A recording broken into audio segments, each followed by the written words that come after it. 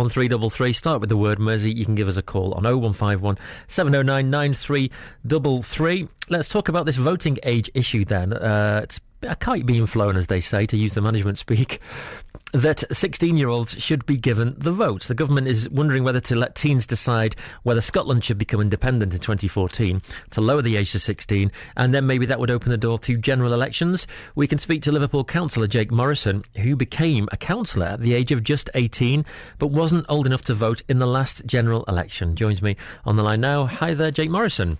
Hi, Simon. Nice to join you tonight. And you too. Do you think that at 16, young people really have a fully formed enough view of the world to be able to cast a vote? It's one of the biggest things you can do, isn't it? It is one of the biggest things, and it's obviously your opportunity to have your say on policies and decisions that affect you directly.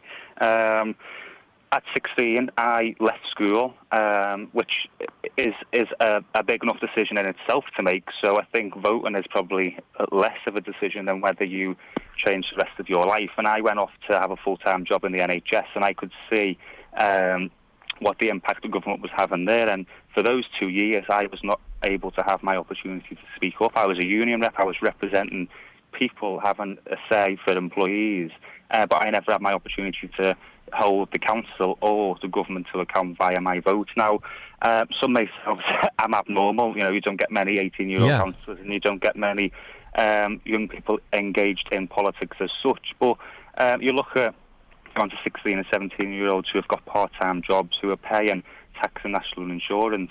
I was paying that again at 16 when I had a job of farm foods before I was at. Oh yeah, they should be interested in it. They should be interested, but they're not. That's the point, isn't it? I mean, when you look at they are, and what we see. Turnout at elections doesn't show that, does it? Young people. That's not for young people, is it? That's for adults. So we're not giving our young people the opportunity. But what I'm saying is, last year at the march that we had, that the NUS called against tuition fees and EMA, you had secondary school head teachers stopping their young people from engaging in that political demonstration. Okay. Those young people never had their say, and clearly they disagree with that. They know they had the opportunity or would have the opportunity to vote against that, and they never had that. So we were stopping them altogether. What I'm saying, though, Jake Morrison, is that when you look at the turnout at general elections and at local elections, the age differentials show that at the lower end of the age spectrum, there's less participation. Fewer people vote the younger they are. That's a fact. And so it would surely be the case that if we give 16-year-old people the vote, they wouldn't take it.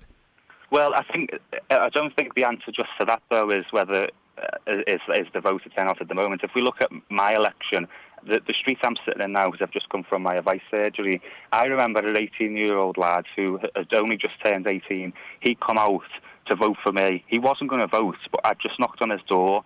I probably never convinced him, but he'd sit from what I was saying. But he's seeing me, he's seeing my age, he's seeing he could relate to me, and he went out to vote.